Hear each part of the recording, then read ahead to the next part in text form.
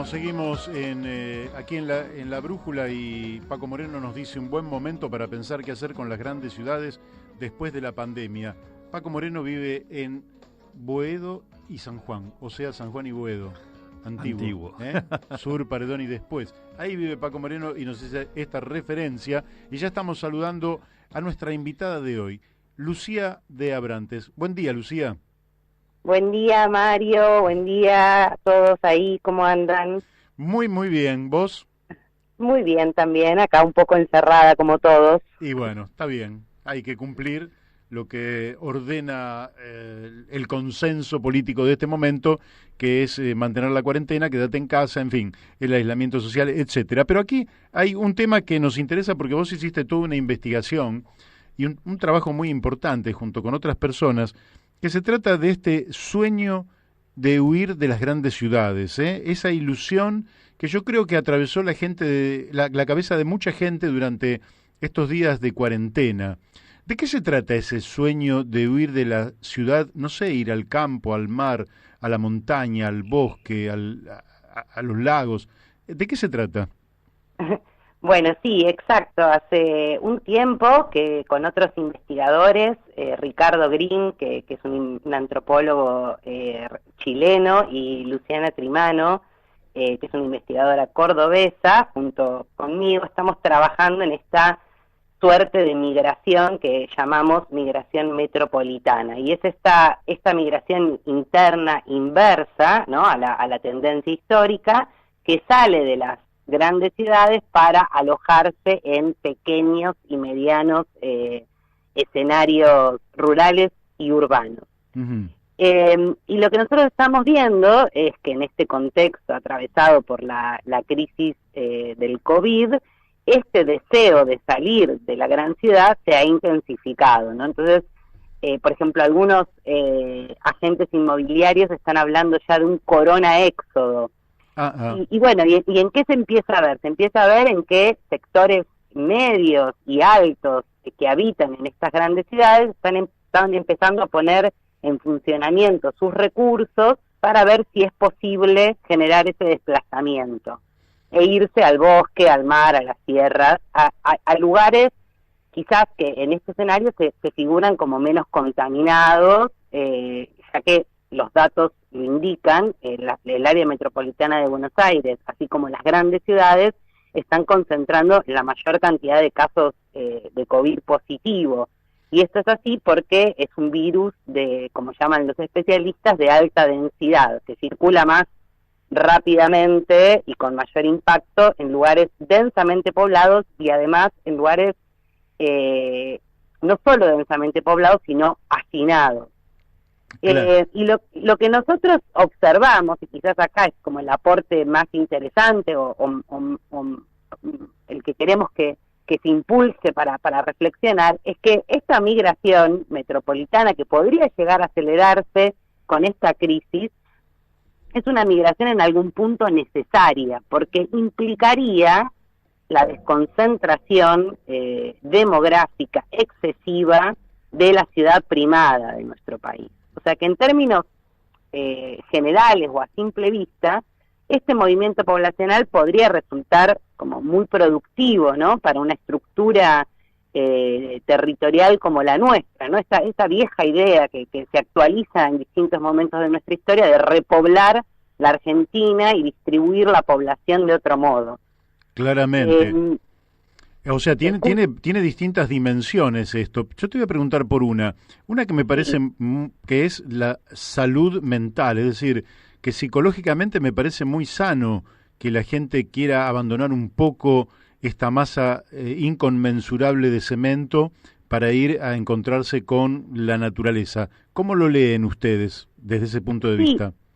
Sí, exacto, esa es una gran pregunta. En realidad lo que nosotros observamos es que este movimiento está como motorizado por cierto espíritu, por decirlo de alguna manera, de salir a buscar un estilo de vida más saludable, que implica un mayor contacto con la naturaleza, tiempos de vida más o sea, más lentos, menos contaminación. Bueno, atrás de este movimiento está ese deseo por poder practicar otro estilo de vida. En ese sentido, en un contexto como el actual, en el que estamos encerrados en nuestras propias casas, donde, digamos, la naturaleza de la gran ciudad está por lo general muy intervenida, ¿no? y controlada por el desarrollo del frente urbano, bueno, todo esto se intensifica.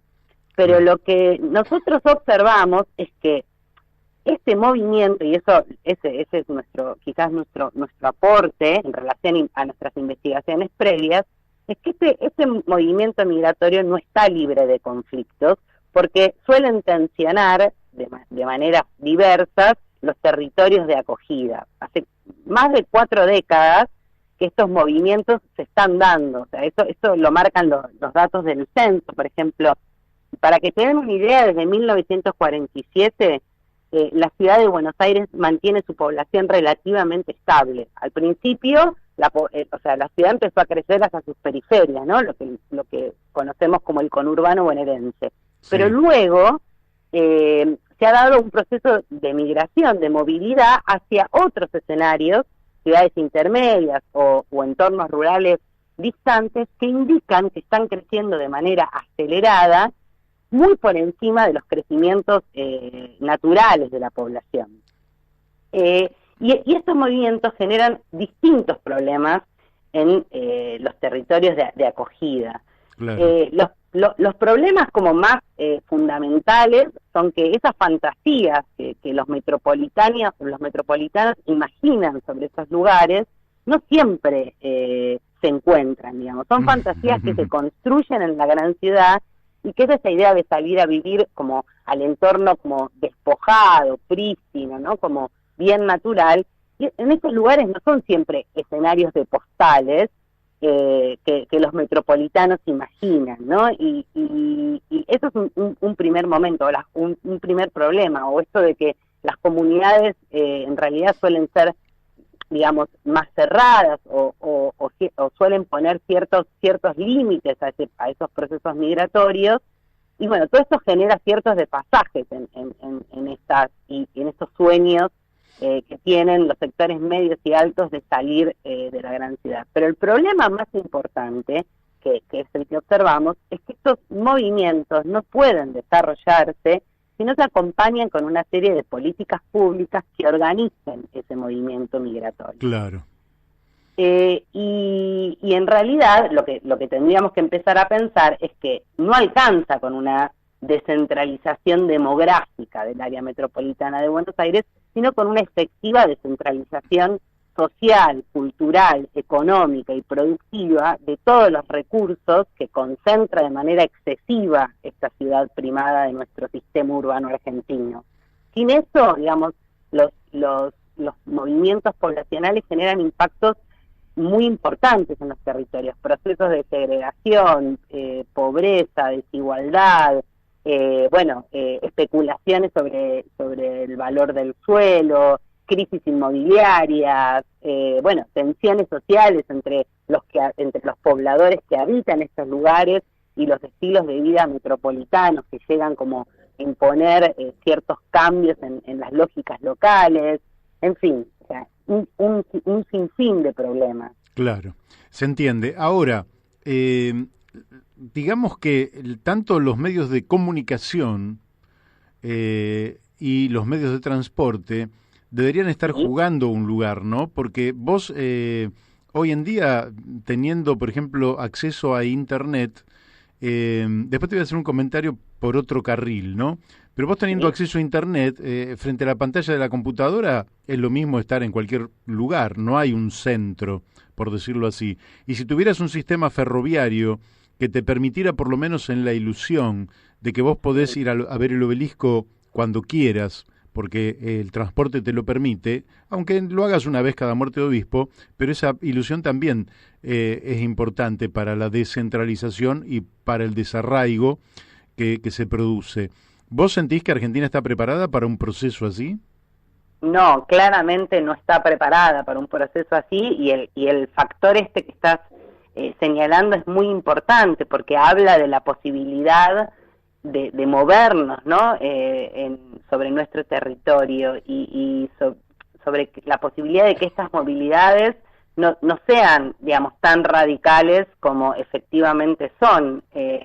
Bueno, el desmantelamiento del sistema ferroviario argentino ha sido uno de los mayores, no sé, una de las mayores causas o mayores consecuencias que ha tenido el conocido éxodo rural, ¿no? Sí, fue una tragedia para la Argentina. Es una tragedia, exactamente, este despoblamiento de zonas rurales, de pueblos, de ciudades pequeñas y medianas, está muy anudado, está muy vinculado al desmantelamiento de esta red federal, por decirlo de alguna manera, de transporte. Claro, sí, sí, aparte que se han transformado, es decir, durante ese periodo hay pueblos que se transformaron en pueblos fantasmas, Exacto. Es decir, prácticamente quedaron sin habitantes, sin jóvenes, alguna pareja vieja aferrada a la casa, pero en general han quedado como casi necrosados esos lugares.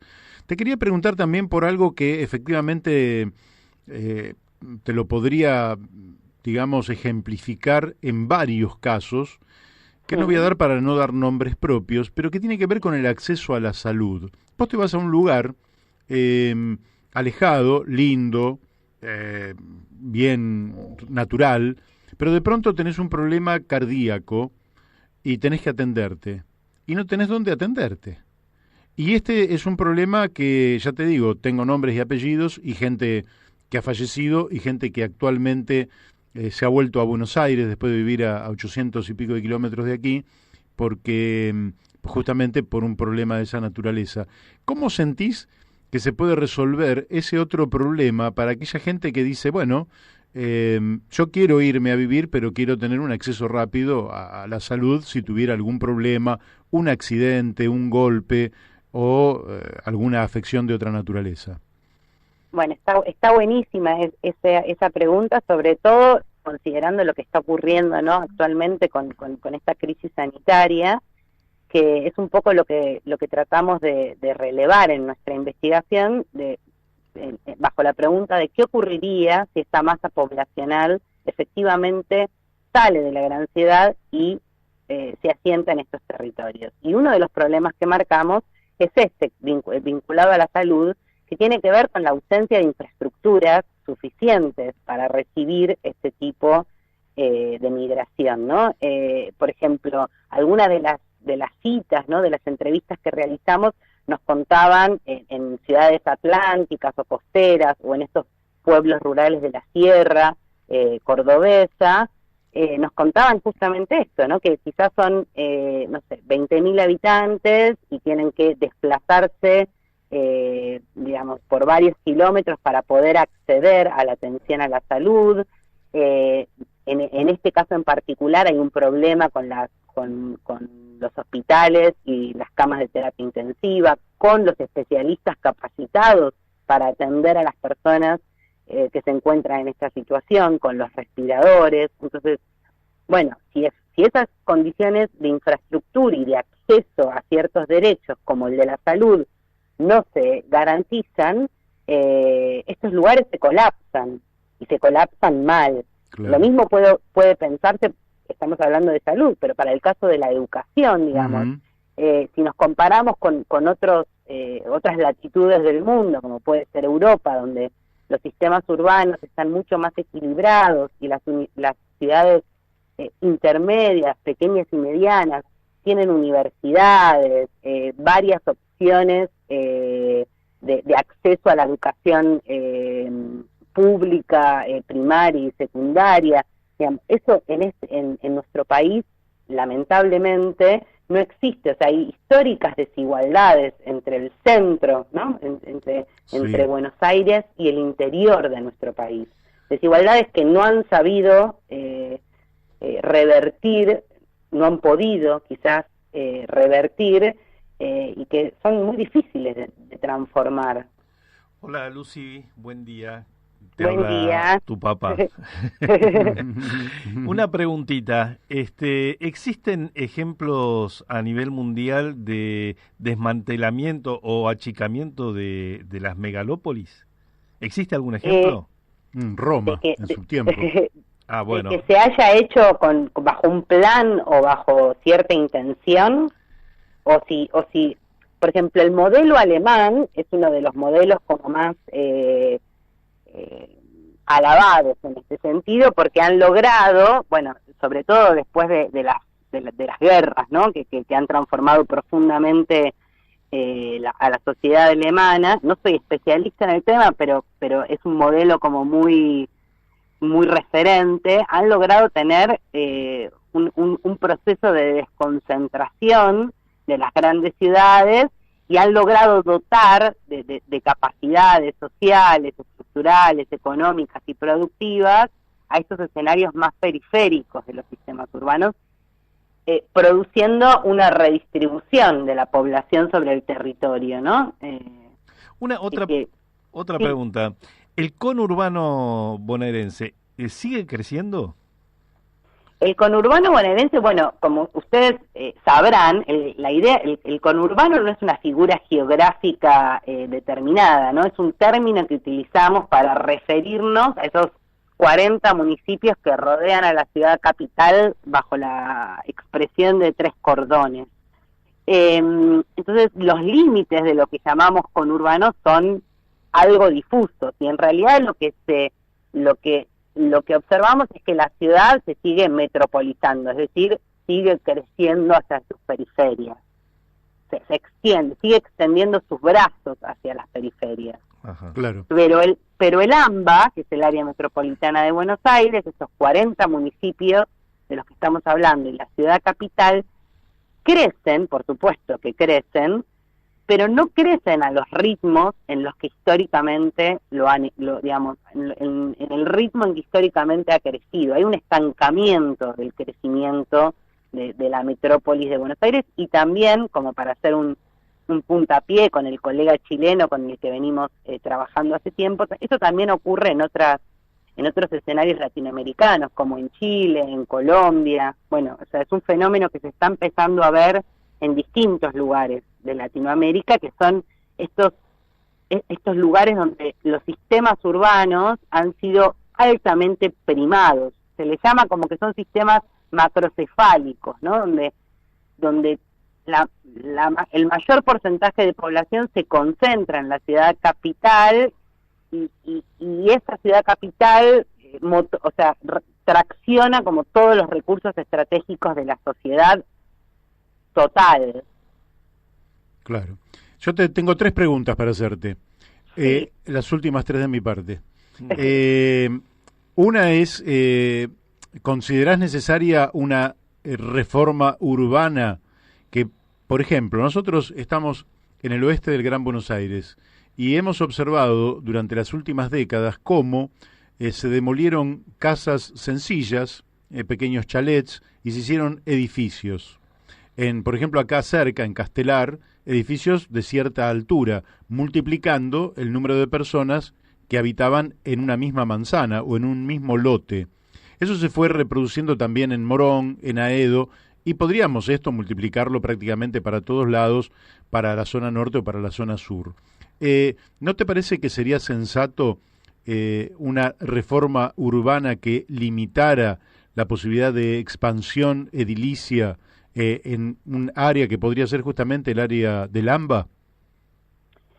Sí, por supuesto que es necesario, o sea, a la urbanización siempre es necesario vigilarla, porque la urbanización avanza de la mano, digamos, de la especulación inmobiliaria, del capital privado, es decir, no es que nos urbanizamos sin ningún tipo de conflicto.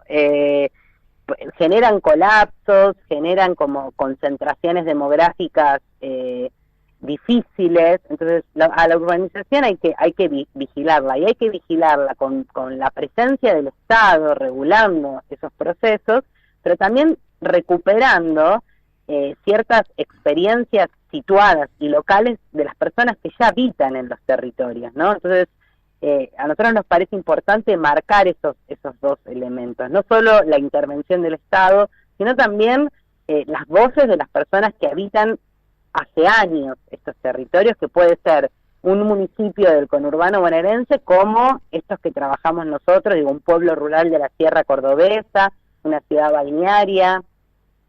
Correcto.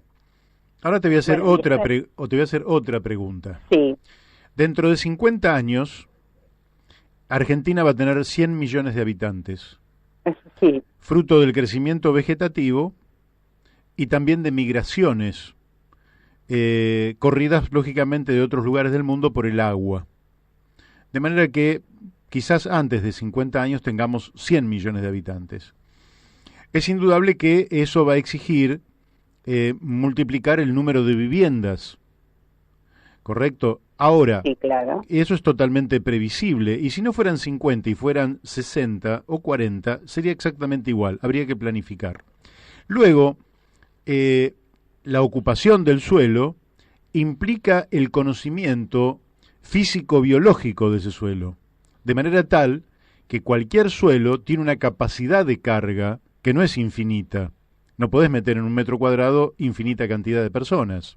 No, Y, totalmente. por ejemplo, la zona costera tiene una capacidad de carga determinada porque si el flujo de agua dulce consumida es excesiva, las napas salitrosas del mar se introducen en las napas acuíferas y salinizan el agua.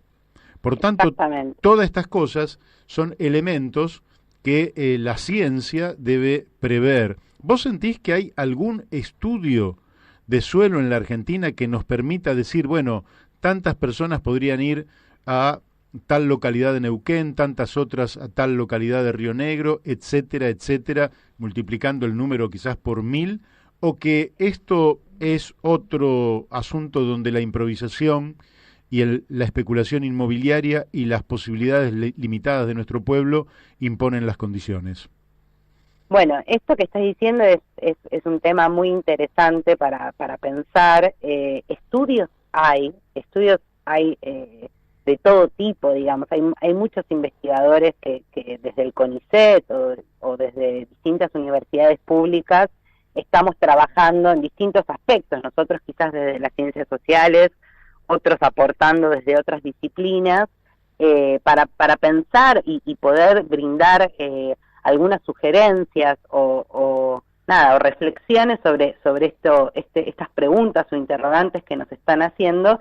El problema es quizás lograr la transferencia, ¿no?, de esos conocimientos, de esos estudios que muchas veces hacemos, lograr la transferencia a la sociedad, que bueno, me estoy metiendo en otro embrollo, pero que es importante también decirlo. Entonces, la posibilidad de salir a hablar en medios de comunicación, como esta oportunidad que nos están dando, poder hablar con intendentes, involucrarnos, ¿no?, en la construcción de políticas públicas, siempre es una meta que los investigadores no debemos perder de vista.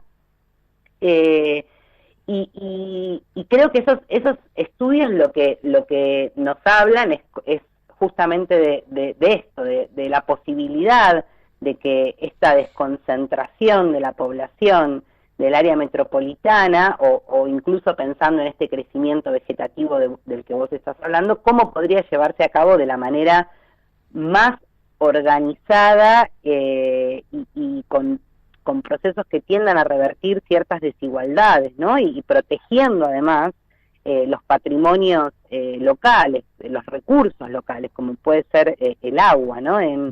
Luciana Trimano, que es esta investigadora con la que, amiga, por supuesto, a la que le mando un beso, que seguro que nos está escuchando, que trabaja es especialista en Tras la Sierra, ¿no?, en Córdoba. Ella analiza muy bien cómo, por ejemplo, los proyectos turísticos e inmobiliarios empiezan a arribar a estos lugares paradisíacos y se empieza a generar como una suerte de competencia por el suelo y por el agua con los locales, ¿no? Con las personas con los lugareños, con aquellas personas que han forjado ese pueblo, que lo han hecho crecer con sus propias manos. Entonces, el tema de los recursos es muy importante, el tema de los estudios es muy importante, que se den a conocer, que circulen, que puedan tener un impacto en la construcción de intervenciones estatales, ¿no?, que ayuden a a resolver problemas de la sociedad. Lucy, Sí. yo tengo una pregunta que por ahí no sé si la vas a poder desarrollar porque es media compleja, pero que es un tema que está con la pandemia se ha expuesto a la sociedad nuevamente y que Sí. está en discusión, ¿no? Que es respecto a los barrios populares o villas de la ciudad de Buenos Aires y del conurbano que tienen morfologías y características distintas. Pero bueno, Sí. desde hace un tiempo se viene hablando de la posibilidad de urbanizar las villas. ¿Cuál es tu opinión sobre ese proceso? ¿Es correcto? ¿Es lo que hay que hacer? ¿O hay que ir hacia otro tipo de soluciones? Y yo creo que es un tema muy complejo el tema de la urbanización de las villas, pero así como planteé que estos procesos migratorios necesitan de cierta intervención estatal, pero también de las voces de las personas que habitan estos territorios, que tienen saberes y experiencias que hay que poder recuperar. Hago un paréntesis, digo, soy antropóloga y ante todo, digamos, nuestra disciplina lo que busca es poner en escena esas voces de los protagonistas de estos fenómenos. Me parece que en las dos líneas hay que poder avanzar. Y en el caso de las urbanizaciones, de las disputas o las discusiones que hay sobre la posibilidad de urbanizar los asentamientos populares, me parece lo mismo, o sea que podría ser una intervención positiva y necesaria quizás, mucho más positiva que los desplazamientos, ¿no? Forzados que también se generan como estrategias estatales. Tienen que estar, esos procesos de urbanización tienen que gestarse al calor de las voces de los que habitan estos asentamientos, con sus propuestas, sus proyectos, sus ideas, sus modos de habitar el territorio, sus deseos, sus anhelos. Lucy, te voy a hacer la última pregunta, pero antes voy a hacer un comentario Sí, porque me lo enviaron, sí, que es otra cosa, pero que tiene que ver. a ver, Dice así, un ciclista es un desastre para la economía. No compra un auto y no tramita créditos para ello. No compra gasolina. No usa los servicios de los talleres. No tiene seguro. No paga estacionamiento. No tiene obesidad. Además, está sano, maldito sea. La economía no necesita a las personas sanas. Ellas no compran medicamentos ni van a los médicos privados. Bueno, quiero decir que la vida urbana se parece mucho a la posibilidad de ir en coche de un lugar al otro y tener todas estas cosas que nos ocurren a los que vivimos en la ciudad, que engordamos, etcétera. La última pregunta que yo te quería hacer, este es un sí, comentario pintoresco, muy eh, pintoresco, me encantó. es compartís la idea de que hay que trasladar la ciudad capital de la Argentina a un lugar, por ejemplo, como el que planteaba Raúl Alfonsín, que es Carmen de Patagones y Viedma, una en la provincia de Buenos Aires, allí la última punta de la provincia de Buenos Aires, y el norte sobre el Río Negro y sobre el Atlántico, que sería Viedma. Yo no soy muy, digamos, no sé si es una cuestión ya de gustos o de formas de pensar cómo se podría llevar adelante este proceso de federalización, digamos, demográfica efectiva y real. No estoy muy en la línea de que la idea de trasladar simplemente la capital tendría como efectos por sí mismos positivos. Insisto que me parece que trasladar este monstruo que hemos construido entre todos, esta cabeza de Goliat, como en algún momento la supo denominar este ensayista argentino tan conocido, Martínez Estrada, y tan necesario, aún en estos tiempos, me parece que no es suficiente trasladar la capital. Me parece que lo que tenemos que construir es una Argentina más federal, ¿no? Que es un problema que venimos arrastrando desde que Argentina comenzó a ser Argentina, ¿no? Como cómo lograr una Argentina más igualitaria, más distribuida, menos centralista. Me parece que eso es lo importante. ¿Cómo se hace? Bueno, está bueno que nos empecemos a preguntar por cómo se hace. Claramente. Y que entendamos que efectivamente tenemos un problema con eso, y la pandemia lo ha puesto en cuestión, ¿no? Y los discursos de Alberto Fernández señalando al AMBA, ¿no? como la fuente del contagio, las expresiones de estos espacios del interior, ¿no? Como desprovistos de este virus, bueno, nos permiten como instalar el tema, que no es menor. Que no es menor, efectivamente. Pero para hacerte el último comentario pintoresco, te diría que hace 5 siglos atrás, Sí. Fernando Magallanes, Sí. que iba a dar la vuelta al mundo, estaba pasando por Buenos Aires, estaba entrando al Río de la Plata. Y no hubo absolutamente nada, 5 siglos atrás, que le llamara la atención en Buenos Aires. Si volviera a pasar ahora, se encontraría con una ciudad o con un territorio en el cual hace 5 siglos no había nada y ahora hay 14 millones de personas.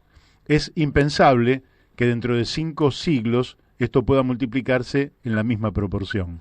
De manera que hay que pensar las cosas con otra cabeza, y ustedes los jóvenes son los que, y los investigadores y estudiosos son los que aportan soluciones para ese porvenir que llega, porque uno habla de 5 siglos y parece que fueran tiempos infinitos, 50 años y parece que fuera, no sé, de acá a la eternidad, y no es así. Quienes hemos vivido más de 50 años sabemos que, como dice el tango, 50 años no es nada, son un soplo en la vida de un país, y un país que no sabe dónde va a estar dentro de 50 años es un país indudablemente sin destino. Bueno, y como esto ha sido muy interesante, te comprometemos para que comprometas a su vez a tu compañera Luchi, para una próxima entrevista, que es un tema que nos va a seguir interesando, o nos interesa seguir desarrollando. Por supuesto que seguramente va a estar con ustedes, y ella además es una gran estudiosa de la ruralidad de nuestro país, y va a poder como aportar datos y reflexiones que seguramente va a estar bueno compartir ahí en la brújula. Bárbaro. Lucy, Bueno, te mandamos un beso, muchas gracias. Bueno. No, por favor, un placer. Un besito. Chau. Chau. Chau, chau. Bueno, hemos hablado con Lucía de Abrantes.